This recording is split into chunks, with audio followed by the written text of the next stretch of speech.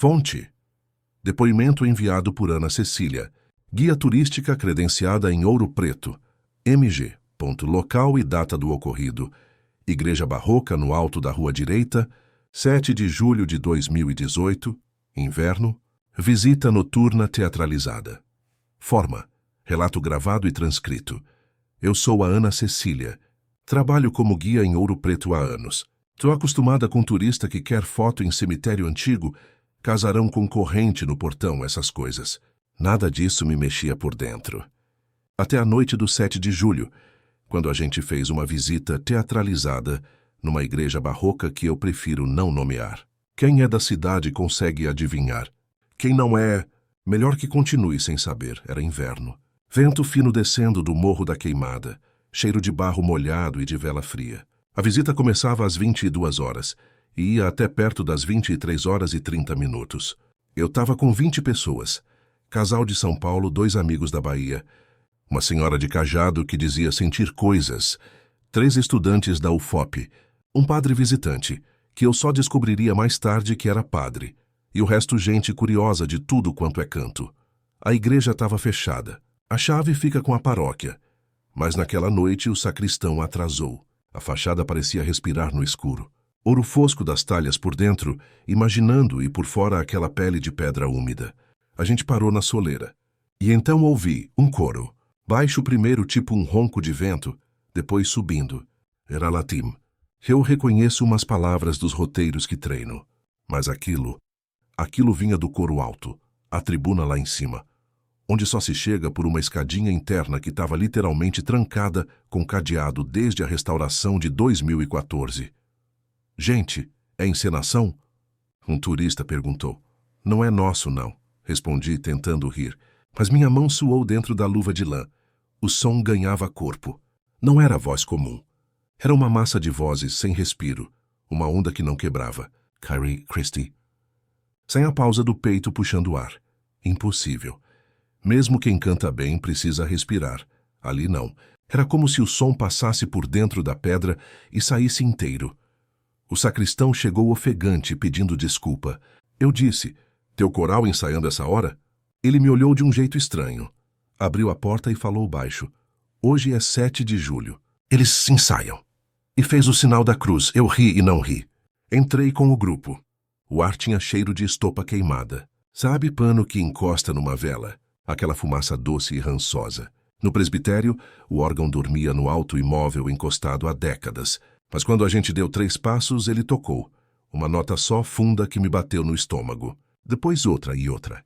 Só que as teclas não desciam. O órgão soava sem ser tocado. O pessoal ficou dividido entre nossa, que efeito incrível e vamos embora agora. Eu subi no altar para ver se tinha alguma corda, algum truque. Nada. E foi ali que vi. Na parede lateral, à altura do meu joelho, marcas de mãos. Mãos pequenas de criança. Não era tinta, era queimado. Como se tivessem encostado brasas em forma de dedos. Algumas subindo, outras como se arrastassem. Eu senti um calor atrás da nuca, como quando alguém soprar o seu nome. E ouvi meu sobrenome muito baixinho costurado no canto. Cecília. Ana, tá me ouvindo? O padre visitante tocou meu ombro. Eu assustei. Ele tinha os olhos marejados, como quem reconhece um velho inimigo. Você tem que tirar essas pessoas daqui. Eu respirei fundo. O coro crescia. A gente percebia que vinha só do alto, do lugar sem acesso. O sacristão tentou esconder a mão que tremia e contou. Todo 7 de julho é isso. Teve um incêndio aqui no século XIX. Pegaram fogo as roupas do coro das meninas da Irmandade. Dizem que trancaram a escada por fora e... Enfim. Ele calou. Ninguém queria completar a frase. Eu precisava parecer profissional. Tirei do bolso o celular e comecei a gravar. Se fosse encenação, eu usaria depois. Se não fosse, eu tinha prova. O aplicativo marcou 22 horas e 43 minutos quando apertei RES. A nota do órgão deslizou como uma lâmina. A senhora do cajado veio até mim. Não pise nas marcas, filha. Elas levantam poeira quente. Não era metáfora. O chão perto do muro estava morno. Eu me abaixei, pus a mão e voltei com os dedos pretos de fuligem. Uma estudante disse, gente, as marcas estão novas. O padre visitante tirou uma pequena cruz do bolso, antiga, gasta, e começou a murmurar em latim também. Mas ali até o latim dos vivos perdia o fôlego. O dele falhava, o deles não. Eles cantavam como se fossem um único corpo costurado. A escada interna. Eu disse para o sacristão, abre a chave das portas ele tinha. Da escada, não. Só o pároco. E o pároco? O pároco evitava 7 de julho. Sempre dava um jeito de não estar. Era o que o olhar do sacristão admitia sem dizer. As lâmpadas tremeluziam. A gente andou em bloco até a base da escada, que leva ao coro superior. O cadeado enferrujado não parecia mexido há anos, mas tinha fuligem nos degraus como pegadas de pés pequenos. Eu encostei a orelha na madeira da porta da escada. O som estava atrás de mim. Não vinha de cima. Não vinha de baixo. Vinha de todos os lados ao mesmo tempo, como se a igreja fosse um pulmão vazio transformado em garganta. Eu pensei em desistir. Aí uma das meninas da UFOP de abrigo vermelho falou rindo para disfarçar. Bora lá, Ana, show é show. Se for fantasma, a gente aplaude. Eu respondi. Sem graça, Júlia. E foi quando a luz apagou tudo. Um escuro gordo, pesado. O coro continuou. Alguém chorou alto, alguém xingou. Alguém riu de nervoso. O padre visitante disse, fiquem juntos. E eu senti mãos pequenas procurando a minha, 5 dedos mornos que não eram de ninguém do grupo. Todas as mãos grandes, frias. Aquela mão pequenininha apertou a minha palma com carinho, e então queimou. Eu gritei. O órgão respondeu com um acorde inteiro, como quem gosta do grito. A luz voltou piscando, branca demais. Olhei a mão. 5 marcas escurecendo, como se um ferro de brasa de brinquedo tivesse sido pressionado. A senhora do cajado caiu de joelhos e rezou um Pai Nosso que virou um soluço. O sacristão correu até a porta principal trancada. Ele jurou que não tinha trancado por dentro. O coro mudou de tom. Ficou alegre, misericordioso até.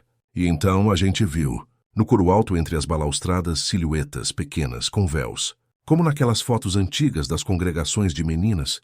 Tudo engomado, tudo obediente. Mas onde deveria ter rosto? Era escuro, como papel chamuscado. Ainda assim eu sabia que olhavam pra gente. E as mãos deslizavam por cima do parapeito, deixando 2 trilhas mais negras. Chega, o padre visitante disse, firme. Em nome de... O resto desfez na boca dele quando o órgão repetiu a nota grave e um vento veio de cima com cheiro de roupa molhada, apagada no fogo. As velas que a gente não acendeu, acenderam, todas, sozinhas. O latim do coro ficou tão alto que a madeira do piso começou a vibrar. A porta principal rangeu e destravou. Eu entendi o recado. Pra fora. Agora, eu gritei. Empurrei o grupo, contei mentalmente cada um, com medo de levar uma a mais. Lá fora o ar cortou meu rosto como água fria. O sacristão arfava, os turistas vomitavam frases desconexas. A senhora do cajado beijava o chão. O padre visitante ficou por último, no limiar. Nesse meio tempo, eu tinha esquecido que o celular estava gravando. Quando o silêncio caiu do lado de fora, o app ainda rodava. Eu parei a gravação, guardei sem coragem de ouvir. Só voltei a dar play quando cheguei em casa, por volta de 0h15. No quarto escuro, encostada na janela, eu ouvi pela primeira vez de fora o que a gente tinha ouvido por dentro. E percebi o que tinha me incomodado desde o início. Não tinha respiração. Nenhuma pausa, nenhum mes que vira vento entre os dentes, nenhum K que tropeça na garganta, nenhum M que precisa de boca. Era como se as vozes tivessem sido estampadas direto no ar, uma fita corrida. E mais, quando eu botei fone no fundo, muito fundo, tinha um ritmo. Não de pulmão, de passos. Passos pequeninos em roda. De quem aprende a andar novamente. Na manhã seguinte, minha mão estava com as 5 marquinhas perfeitas, escurecendo como hematoma. Fui à paróquia. O pároco me recebeu seco, mas educado. Eu contei. Ele abaixou os olhos, mexeu num maço de chaves e falou: todo 7 de julho, elas ensaiam. A escada trancou por fora e... Foi tarde. Faltavam 5 no coral. Dizem que ficaram presinhas na fumaça, naquele espaço entre o coro e o teto, cantando para não chorar. Deus veja. E me pediu a gravação. Eu não entreguei. Não por egoísmo, por medo. Naquela tarde, 2 marcas da minha mão sumiram. Fiquei com 3. À noite, 2. No dia seguinte, 1. Depois, nenhuma. Parecia que alguém estava desapegando de mim, dedo por dedo, me soltando com cuidado. O grupo de turistas. Metade cancelou o resto do roteiro. A senhora do cajado me mandou mensagem dizendo que o cajado dela acordou quente na madrugada. A estudante de abrigo vermelho. Me escreveu um e-mail com o áudio que ela também gravou. No dela, dá para ouvir um sussurro no final, bem no final, quando a gente já tá no adro. E o vento da rua bate. Não fechem. Eu passei uns dias sem guiar. Sem igreja, sem rua direita à noite. Quando voltei, me peguei olhando para cima, para qualquer tribuna, procurando marcas que ninguém limpa, fumaça que não vem de vela. Eu sei que tem gente da cidade que lê isso e pensa, história para turista. Que fique assim, melhor. Mas eu deixo aqui o que o padre visitante me disse antes de pegar a estrada, já de madrugada, com a cruz gasta no bolso. Não discuta com quem canta sem respirar. Eles não cantam para nós. Eles cantam apesar de nós. Relato encontrado em gravação de programa de rádio local Tocantins 2005. Meu nome é... Bom, prefiro não dizer. Vou contar isso aqui porque preciso tirar de dentro de mim, entende? Tem coisa que a gente guarda e apodrece por dentro. O pessoal da rádio disse que podia ficar anônimo. Então tá valendo. Eu sou pescador. Sempre fui. Meu pai era, meu avô era. A gente vivia do rio, mas aí veio a represa. Em 2003, começaram a construir a barragem lá perto de Porto Nacional. Disseram que era progresso. Energia para todo mundo. Sei lá. O que eu sei é que alagaram tudo. Casas, plantações. Até a igrejinha do povoado de Santa Rita. A igreja era pequena, sabe? Daquelas antigas de pau a pique, com um sininho de bronze na torre. Minha avó casou lá. Batizaram meus tios lá. Quando anunciaram que iam inundar tudo, o padre tentou salvar o que dava, as imagens, os bancos, o altar. Mas a imagem de Nossa Senhora era pesada demais. Estava fixada na parede do fundo. Acabou ficando. A água subiu devagar. Levou semanas. A gente via a torre da igreja sumindo aos poucos, até que só ficou a cruz no topo. Depois nem isso. Virou lago. Lago artificial mais bonito. Água verde escura cercada de mata. Silencioso demais. Eu e uns camaradas continuamos pescando por lá. Afinal, peixe tem de monte em Represa Nova. A gente montou acampamento na margem. Levava mantimento para a semana toda. Era eu, o Toninho, o Chico e o Raimundo. Gente boa, trabalhador. Nada de assombração, nada de conversa maluca. Até aquela noite. Foi em setembro de 2005. Noite de lua cheia, céu limpo, daqueles que ilumina tudo. A gente estava na barraca, jogando carta, tomando uma cachaça fraca para esquentar. Quando o Toninho parou de jogar e levantou a mão. Tão ouvindo isso, ele disse, a gente ficou quieto. E aí eu ouvi. Um som abafado distante, mas claro. Um sino, badalando lá embaixo da água. É a igreja, o Raimundo murmurou. A igreja lá no fundo. O Chico deu risada, mas era risada nervosa, sabe? Pra com isso, véi. Sino não toca sozinho, mas estava tocando. Dava pra ouvir certinho. 3 badaladas lentas. Pausa. Mais 3.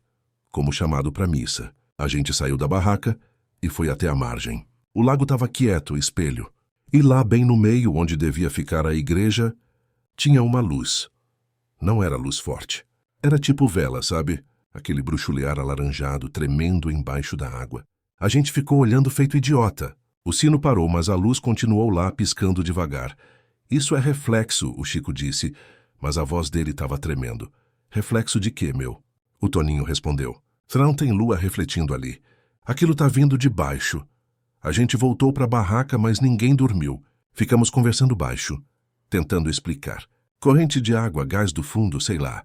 Mas no fundo a gente sabia que era a igreja. Aquele lugar não queria ficar esquecido. Nos dias seguintes a gente continuou pescando, mas sempre de olho. A luz aparecia toda noite, sempre no mesmo lugar. E o sino...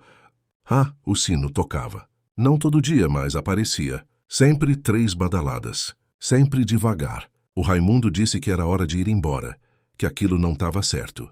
Mas eu... Sei lá, cara. Eu fiquei curioso. Ou obcecado. Não sei explicar. Uma tarde, enquanto os outros estavam dormindo a sesta, eu peguei meu equipamento de mergulho.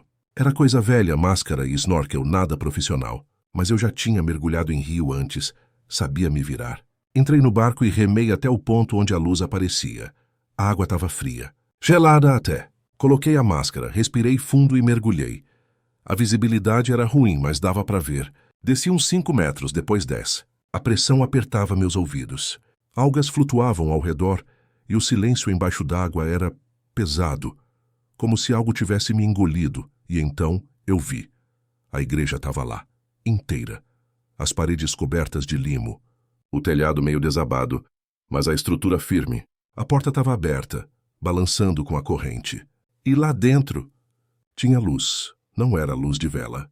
Era tipo um brilho fosforescente, esverdeado que vinha do altar. Meu coração disparou. Eu devia ter subido, devia ter ido embora, mas eu fui entrando. A água dentro da igreja era mais escura. Os bancos ainda estavam lá, todos tortos, cobertos de musgo. Peixinhos nadavam entre eles. E lá no fundo, no altar, a imagem de Nossa Senhora. Ela estava intacta. A pintura nem tinha saído. O manto azul, o rosto sereno, as mãos juntas. Mas os olhos... os olhos dela estavam abertos. Não assim meio abertos. Totalmente abertos. Arregalados. Olhando para cima, para a superfície, como se estivesse vendo algo que eu não via. E a boca? A boca tinha um risquinho, tipo um sorriso. Mas não era sorriso de paz. Era outra coisa. Eu gelei. Fiquei flutuando ali, sem conseguir me mexer. E aí eu ouvi. Embaixo d'água, eu ouvi o sino. 3 badaladas. Mas dessa vez não estava abafado. Estava alto, claro. Como se tocasse dentro da minha cabeça. Eu saí nadando desesperado, batendo as pernas, engolindo água. Subi rápido demais. Quando cheguei na superfície, estava tonto com gosto de sangue na boca. O barco estava longe. Eu tinha me afastado. Nadei até ele, subi, fiquei ali deitado, tremendo, vomitando água do lago. Quando voltei pro acampamento, os caras perceberam que eu estava mal. Contei o que vi. O Toninho ficou pálido. O Chico disse que eu estava louco. O Raimundo só balançou a cabeça e disse: "A gente vai embora, agora." Mas eu não fui. Não consegui. Aquela noite, deitado na barraca, eu ouvi de novo. O sino, e dessa vez, tinha vozes. Vozes rezando, abafadas, como se viessem de debaixo da terra, ou da água. Santa Maria, Mãe de Deus. Baixinho, um coro distante. Eu tampei os ouvidos, mas não adiantou. Tava dentro de mim. Os dias foram passando e eu não conseguia parar de pensar na imagem. Nos olhos dela, abertos, olhando para cima. O que ela estava vendo? O que ela queria? Comecei a sonhar com a igreja. Toda noite, o mesmo sonho. Eu estava lá dentro, flutuando, e ela me olhava. Só que agora os olhos não olhavam para cima. Olhavam para mim. O Toninho, o Chico e o Raimundo foram embora. Me deixaram sozinho. Disseram que eu estava possuído, que aquilo não era normal. E talvez eles tivessem razão. Mas eu não conseguia sair. Era como se algo me puxasse. 2 semanas depois do primeiro mergulho, eu voltei. Não sei por quê. Só sei que de madrugada, quando a luz apareceu no lago, eu entrei no barco e remei até lá. A água estava mais fria ainda. Tinha uma névoa fina na superfície. Coloquei a máscara e desci de novo. A igreja estava diferente, mais escura. A luz do altar tinha sumido. Mas eu conseguia ver a imagem. Ela estava mais perto da porta. Juro por Deus. Ela tinha se movido. Não estava mais no altar. Estava uns 3 metros à frente, de pé, com as mãos ainda juntas. E os olhos estavam me encarando. Eu gritei debaixo d'água. Engoli mais água. Tentei subir, mas senti algo agarrar meu tornozelo. Olhei para baixo e vi. Eram algas, só algas, mas enroladas no meu pé, me puxando. Chutei, me debati e consegui me soltar. Subi correndo, nadando com tudo. Quando cheguei na margem, eu estava sangrando. Arranhões no peito, nos braços. Não lembro como consegui. Só sei que desmaiei na areia. Acordei no hospital. Dizem que um barqueiro me encontrou 3 dias depois, meio morto, delirando. Falando de igreja, de Nossa Senhora, de olhos abertos. Me internaram, me deram remédio. Disseram que era desidratação, que eu tinha bebido água do lago contaminada. Mas eu sei o que vi. E quando me deram alta e voltei para casa, descobri uma coisa. Encontraram o corpo do Raimundo. Ele tinha voltado para o lago. Sozinho. Não sei porquê, mas tinha voltado. Acharam ele na margem, perto de onde a gente acampava. Estava inchado, cheio de água. Os médicos disseram que ele tinha se afogado. Mas tinha uma coisa estranha. Ele estava com algas nos pulmões, algas de água funda, e nas mãos dele, ele segurava uma cruz, pequena de barro cozido. igual às que ficavam na parede da igreja de Santa Rita. Eu nunca mais voltei lá. Mudei de cidade e larguei a pesca. Mas tem noites que eu acordo ouvindo o sino. 3 badaladas lentas. E quando fecho os olhos, eu vejo ela. A imagem de Nossa Senhora, com os olhos abertos, olhando para mim. Não me pergunte o que ela quer. Eu não sei. Só sei que tem algo lá embaixo naquele lago. Algo que não descansou quando a água subiu. Algo que espera. Se você um dia passar por Porto Nacional e ver um lago bonito, quieto, e ouvir um sino tocando de madrugada, não mergulhe, não tente ver, porque tem coisas que deviam ficar submersas. E quando a gente mexe nelas, elas não deixam a gente em paz nunca mais. Eu ainda ouço o sino, toda noite, e sei que um dia vou ter que voltar. Documento encontrado, carta não assinada, enviada de Zona Rural de Pernambuco e datada de 2 de novembro de 1994. Transcrição integral abaixo, fonte alegada, ex-coroinha da Capelinha de São Miguel, distrito a 50 quilômetros da cidade mais próxima. Eu não assino isso porque ainda mora gente lá que pode sofrer por minha causa. Mas eu preciso tirar isso de mim.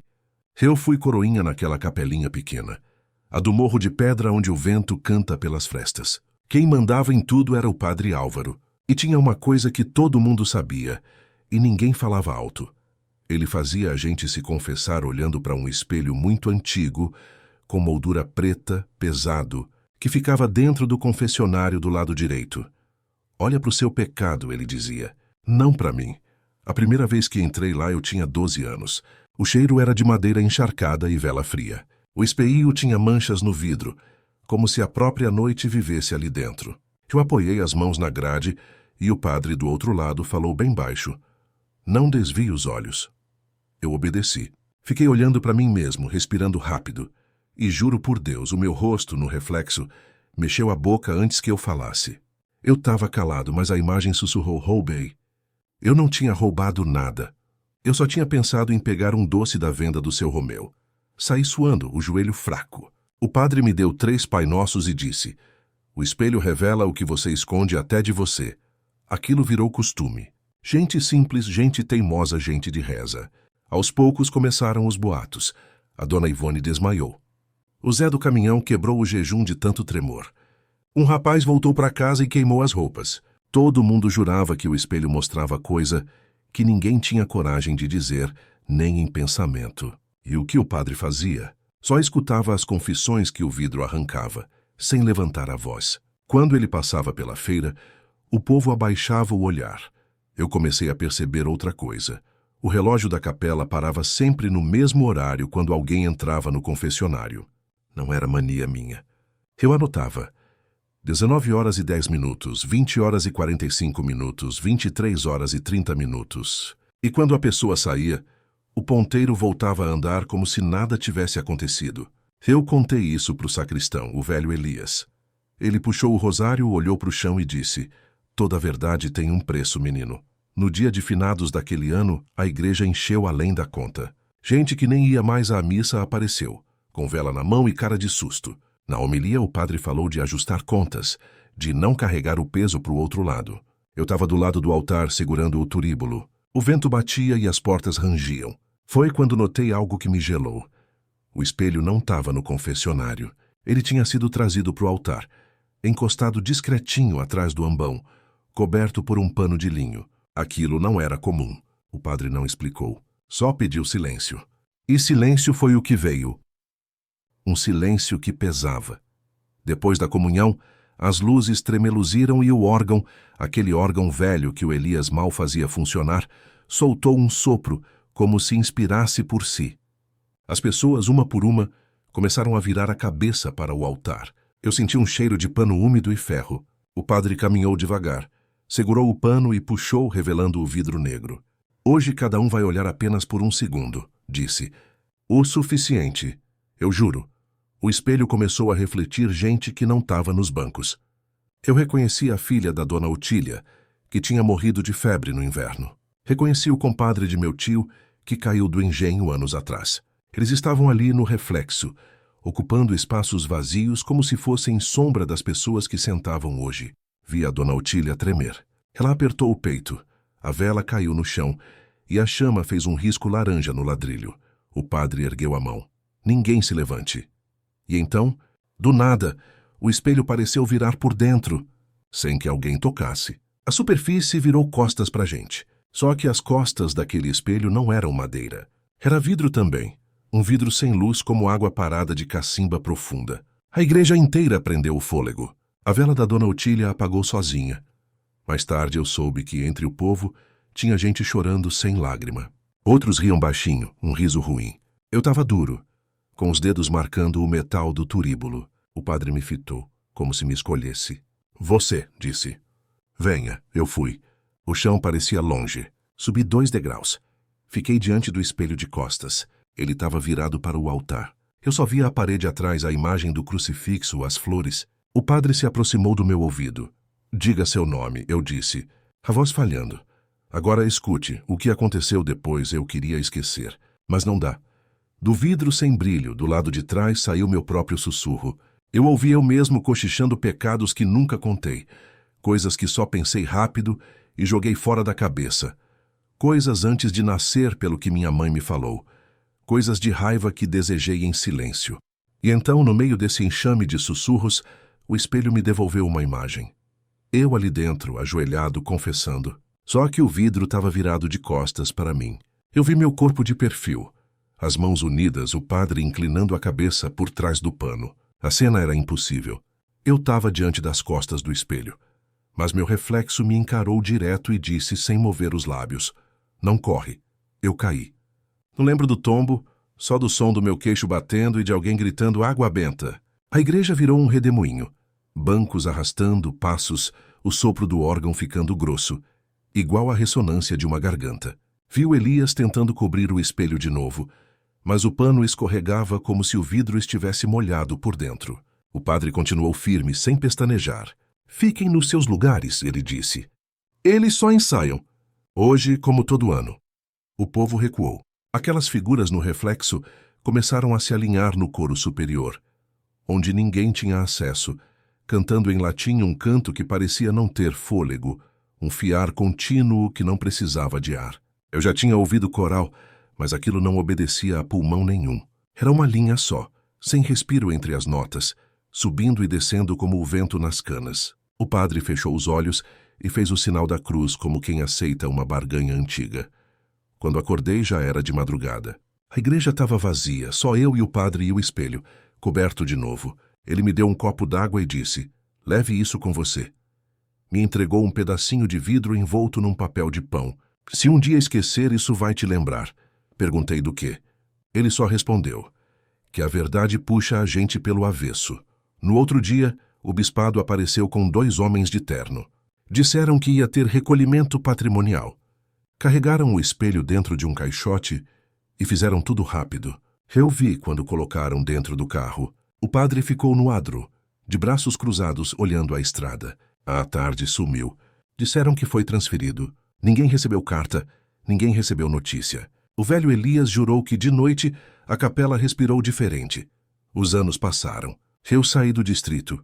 Virei outro homem, mas nunca apaguei aquele pedaço de vidro que guardo enrolado no mesmo papel de pão. Às vezes, quando aperto forte na mão, sinto frio como se fosse gelo vivo. Volto à capela de vez em quando. Desde que o espelho foi embora, a igreja ficou menor. Só que tem uma coisa. Todo dia de finados, quando o sino toca 18 horas certinho, o altar ganha um brilhozinho torto, um reflexo que não bate com nada. Se você sentar no último banco e olhar pelo canto do olho, vai ver o retângulo escuro se formar no ar, bem atrás das flores. E por um segundo, dá para perceber gente que não está lá ocupando os lugares do meio, ensaiando. Eu escrevo isso agora porque esta noite, e juro por tudo que é sagrado, eu passei em frente à igreja velha e vi minha sombra dentro, andando no corredor. Eu estava do lado de fora. Minha sombra não. Ela parou onde ficava o espelho, virou lentamente e fez o sinal da cruz ao contrário. Eu perdi a força nas pernas. Corri até a casa trancando as portas e só consegui dormir perto do amanhecer. Se você algum dia entrar numa igreja simples, de madeira que range, e o padre pedir para olhar num espelho dentro do confessionário. Não olhe por muito tempo. 1 segundo é o suficiente para algo te reconhecer de lá. E se o espelho estiver virado de costas e mesmo assim te devolver o que você não disse em voz alta, lembre do que o padre me ensinou. A verdade puxa a gente pelo avesso. Cuidado ao se confessar olhando para si. Nem sempre é você quem está olhando de volta. Ainda hoje, quando fecho os olhos, eu escuto o coro cantando sem respirar. Se você for à missa de finados e notar um brilho no altar, cuidado com o que o espelho tenta te mostrar. Carta termina sem assinatura. Relato encontrado em fita cassete no acervo da Rádio Cultura, de Feira de Santana, gravado em 15 de setembro de 1972. Enviado anonimamente em 2024, meu nome é Arnaldo Ferreira Costa. Eu era jornalista da Rádio Cultura, tinha 28 anos na época.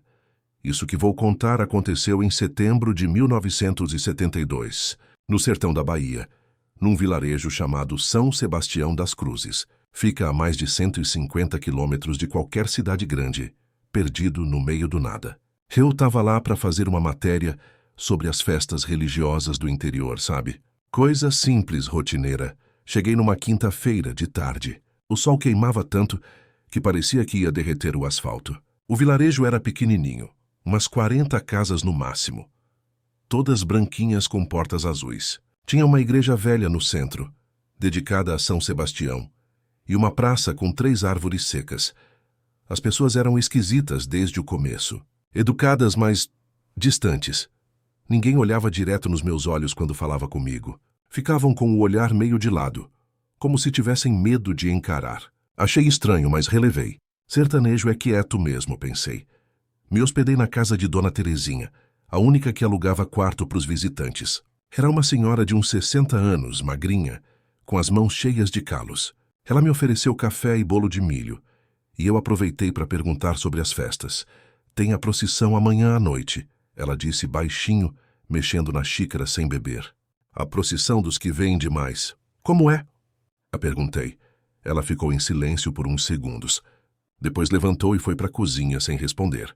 À noite o vilarejo ficava completamente escuro. Não tinha luz elétrica, só lampiões a querosene. Eu saí para caminhar um pouco, levar meu gravador portátil e tentar captar sons do ambiente, sabe? Coisa de rádio. Foi quando ouvi o primeiro sussurro. Vinha de trás da igreja. Parecia uma voz de criança, mas arrastada, lenta demais. Não dava para entender o que dizia. Me aproximei e o sussurro parou na hora. Só o vento soprando entre as pedras antigas. Na sexta-feira de manhã, acordei com o cheiro de incenso. Era forte, enjoativo, vinha da rua. Olhei pela janela e vi várias pessoas saindo de casa com trouxas de pano branco nas mãos. Todas andavam devagar, em silêncio, e ninguém falava com ninguém. É para procissão, Dona Terezinha explicou quando desci para tomar café. Todo mundo participa. É tradição desde sempre. E o que significa os que vêm demais? Insisti. Ela me olhou pela primeira vez desde que eu cheguei. Os olhos dela eram cinzentos, opacos. Significa que tem coisa que não é para ser vista, moço. E quem vê, precisa deixar de ver. Senti um arrepio na nuca. Durante o dia tentei conversar com outras pessoas. O dono do armazém, o ferreiro, até as crianças. Todos diziam a mesma coisa, com as mesmas palavras como se tivessem decorado. A procissão é pelos que vêm demais. E nada mais. À tardinha, fui até a igreja. Queria falar com o padre, entender melhor aquela história. A porta estava entreaberta. Entrei. O interior era gelado, apesar do calor lá fora. Tinha um cheiro de mofo e cera de vela.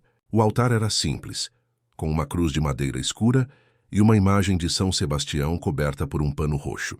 Nas paredes, pinturas desbotadas mostravam cenas estranhas. Pessoas com os olhos cobertos caminhando em fila. Posso ajudar? Uma voz grave ecoou atrás de mim. Me virei e vi o padre. Ele era alto, magro demais, vestia batina preta puída. Mas o que me gelou foram os olhos dele. Eram completamente negros. Não tinha branco, não tinha íris. Só aquele preto profundo, brilhante, como poços sem fundo. Eu sou jornalista, gagueei.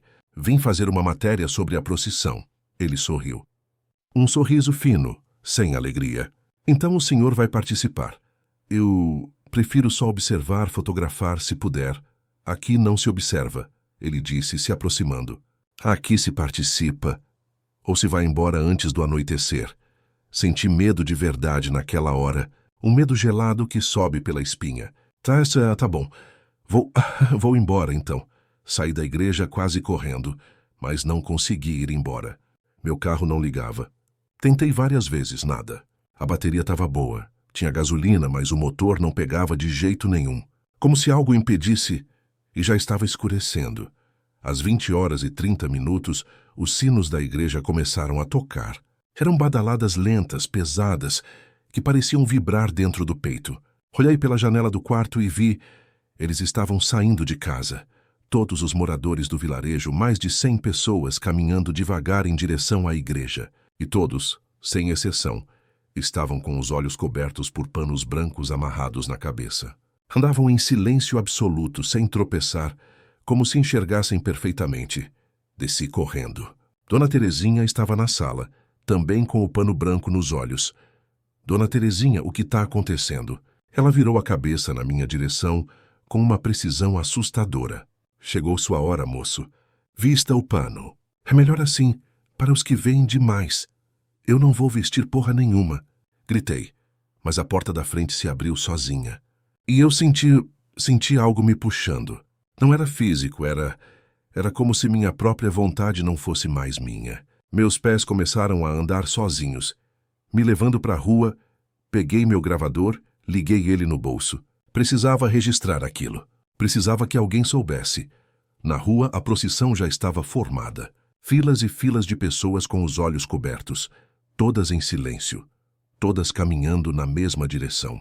Crianças, velhos, até bebês no colo das mães, todos vendados.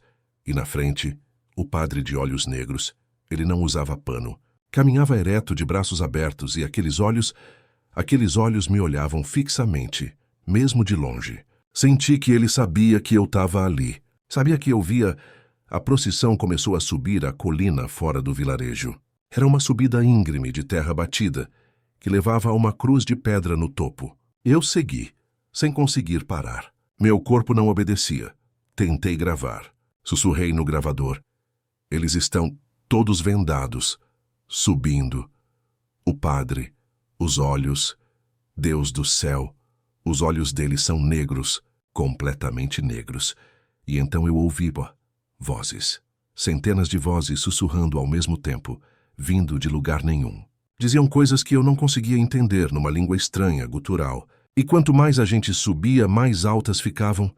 Quando chegamos no topo da colina, meu coração estava batendo tão forte que doía. A cruz de pedra era enorme, velha, coberta de musgo. E ao redor dela havia ossos, crânios, dezenas deles, empilhados em círculo. O padre se virou para a procissão, abriu os braços e disse, com aquela voz grave que parecia vir de dentro da terra: aqueles que veem demais devem deixar de ver, pois os olhos mortais não suportam a verdade. São Sebastião, padroeiro dos cegos, receba mais um filho. E todos, ao mesmo tempo, começaram a cantar. Mas não era canto, era um lamento. Um gemido coletivo arrastado, agonizante. Eu quis correr, quis gritar, mas não conseguia.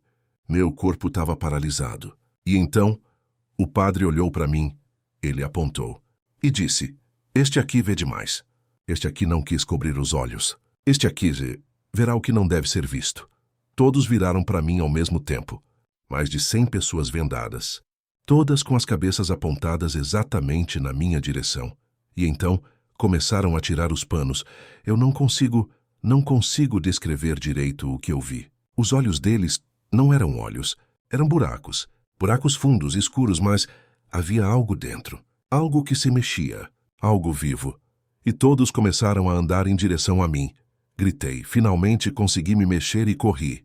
Corri colina abaixo, tropeçando, caindo, levantando. Ouvia os passos atrás de mim, lentos, mas constantes. E aquele sussurro, aquelas vozes. Corri até não aguentar mais.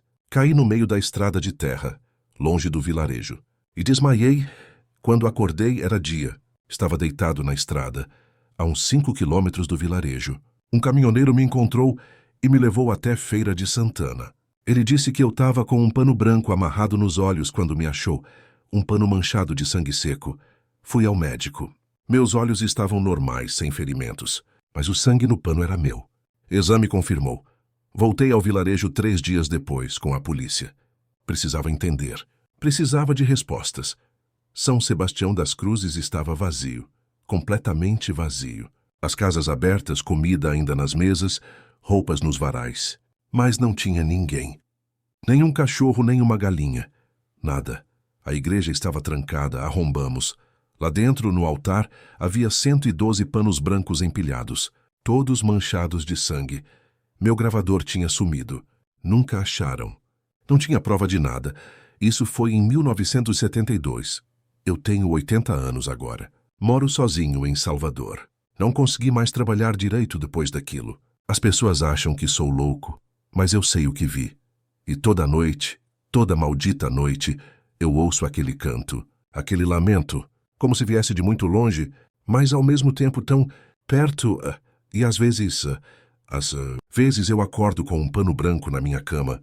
Se você algum dia passar pelo sertão da Bahia e ouvir falar de uma procissão onde todos cobrem os olhos, não pergunte o motivo. Não. Tente ver. E pelo amor de Deus, se alguém te oferecer um pano branco, corra. Relato enviado por Irmã Clarice, freira de clausura, local Belém do Pará, convento de São Miguel. Arcanjo data, inverno de 2019, fonte, carta deixada no parlatório, lacrada para quem tiver fé o bastante para ler. Eu não devia escrever. A madre dizia que o silêncio protege a alma, mas desde aquela semana eu não tenho mais silêncio nenhum dentro de mim. O que vou contar aconteceu entre uma segunda-feira e o domingo seguinte, terminando às 23h30 do 7º dia. Se você achar que é invenção, que seja. Eu só preciso colocar isso para fora, antes que o sino de finados me chame pelo meu nome. A irmã Domitila morreu numa madrugada muito fria. Fria pro nosso padrão, sabe? E o corpo ficou conosco, como sempre, no pequeno velório junto da capela lateral. 7 dias de oração. Vela acesa, salmo murmurando baixo. Cheiro de vela misturado com o azedume da alfazema que a irmã Odete passava nas mãos da defunta para espantar mosca. O convento é antigo. Madeira que estala, telha que canta com o vento. À noite, quando tudo aquieta, dá para ouvir até o andar da gente atravessando o claustro. Nos 3 primeiros dias, tudo foi como sempre. Ladainha, rosário, o relógio da torre marcando as horas.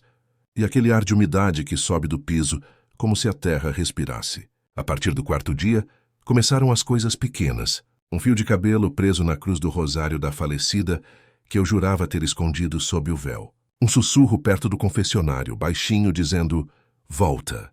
Vela que se apaga sozinha e reacende quando ninguém está olhando. Coisa pouca. Mas nós de clausura sentimos quando a rotina desvia 1 milímetro. A rotina para nós é como trilho. Se sai, o trem descarrila. Na quinta-feira, enquanto eu vigiava o corpo com a irmã Odete, o vidro da janela do velório embaçou por dentro, como se alguém tivesse soprado. Eu escrevi com o dedo, sem pensar, Domitila.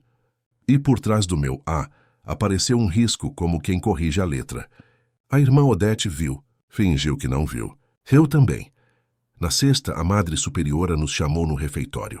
Disse que no domingo, 7º dia, uma missa especial seria celebrada.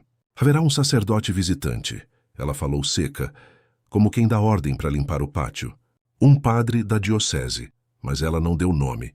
A gente perguntou de que paróquia. Ela desviou. Não façam perguntas, rezemos. A notícia correu pelos corredores feito vento. Aqui, qualquer novidade é vento. E eu, que prometi obediência, senti um peso estranho. Alegria e medo do mesmo tamanho. Não sei explicar. Naquela noite, sonhei que estava no coro alto olhando para a nave vazia. O altar estava nu, mas o sino tocava e cada badalada vinha com cheiro de terra molhada. Acordei com o peito comprimido, a garganta ardidinha, igual quando a gente segura choro. Chegou o domingo. Passamos o dia todo em oração. A capela principal foi preparada. Toalha trocada, cálice polido, flores de papel nas jarras porque as naturais murcham rápido demais. O corpo da irmã Domitila Foi colocado diante do altar às 22h50. Dentro do caixão, tampa meio aberta, o rosto coberto com um véu fino. Eu fiquei do lado direito segurando o missal. As luzes mais fracas, só as velas dando aquele tremor laranja nas sombras das colunas. Quando faltavam 10 minutos para as 23h30, o portão do fundo rangeu. O som foi tão leve que parecia que a madeira estava pedindo licença. Um homem entrou. Um padre. Batina preta muito bem passada, sobrepeliz alvíssima, estola roxa. Era alto, mas um tipo de altura mansa, sem impor. O rosto, não sei como dizer, antigo. Não, velho, antigo. A pele clara, o cabelo bem curto, quase rente, e os olhos escuros, tão escuros que pareciam beber a luz das velas. Ele não cumprimentou ninguém. Veio direto até o altar, inclinou a cabeça e começou a missa. Eu senti a garganta secar, mas abri o missal. As irmãs ajoelharam. Um murmúrio se levantou. O padre falava baixo e firme, latim escorrendo como água no ladrilho. No sermão a voz dele mudou. Não ficou mais alta, ficou mais perto. Como se ele falasse dentro da gente. Falou de Lázaro, de voltar quando se é chamado.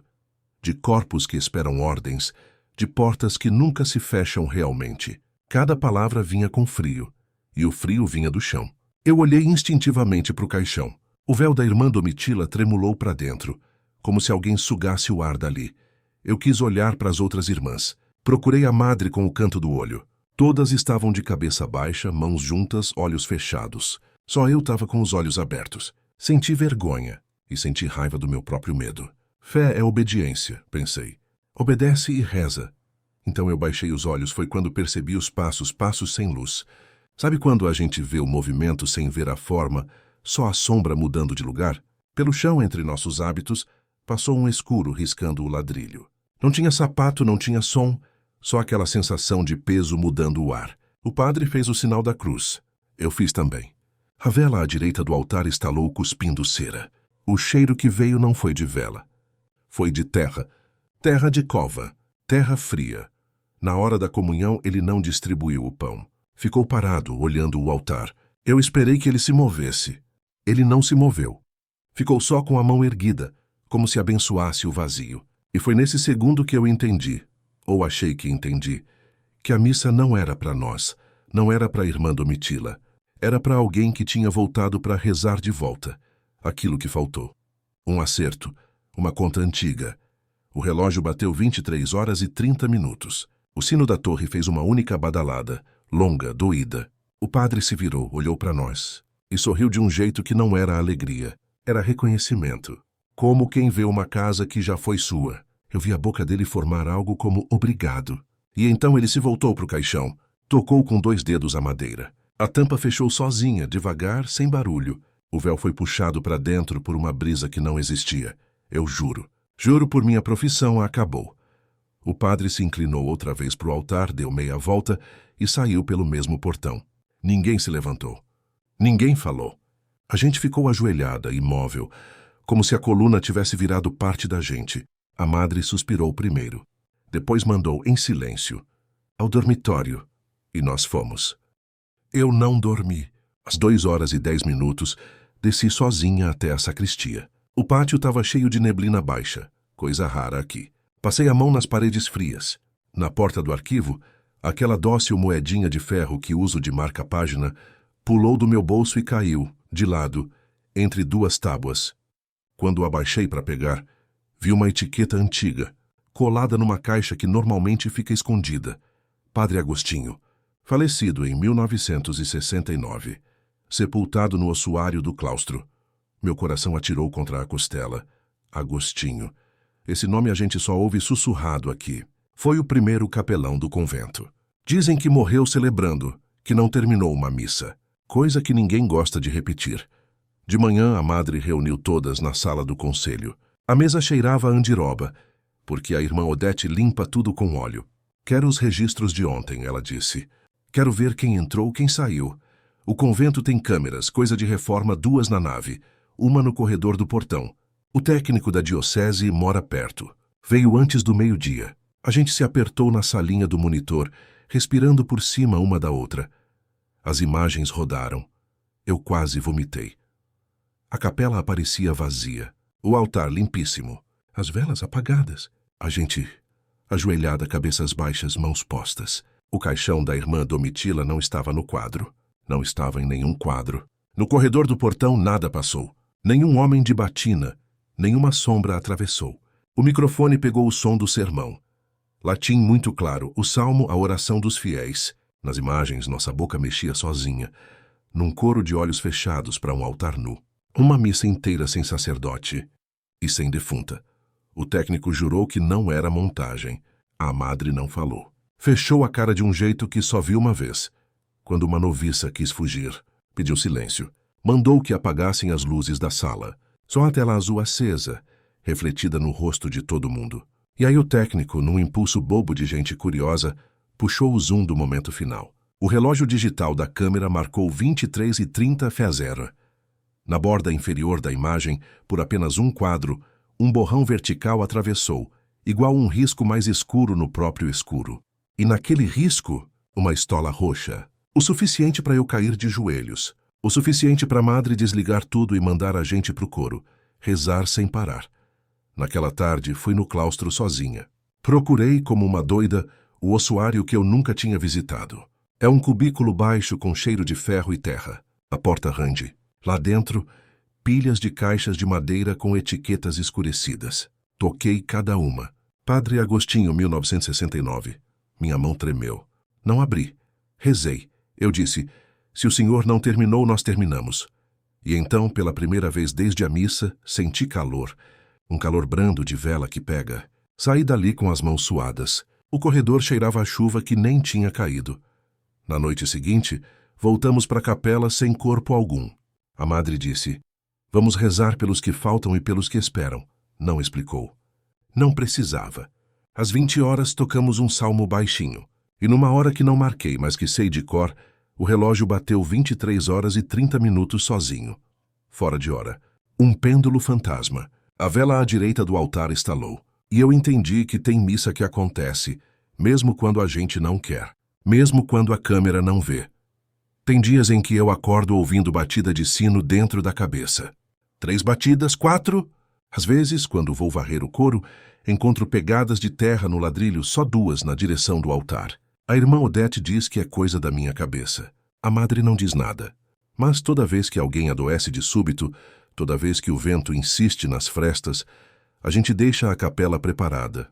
Toalha limpa, cálice no lugar. Porque eu sei. Eu sei que no 7º dia, alguém sempre volta para terminar o que deixou pela metade.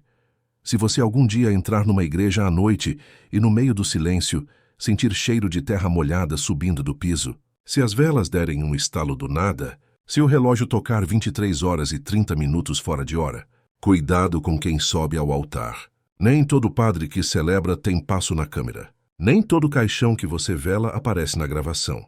E se começar um sermão sobre voltar quando se é chamado, não levante a cabeça. Não olhe. Reza, só reza.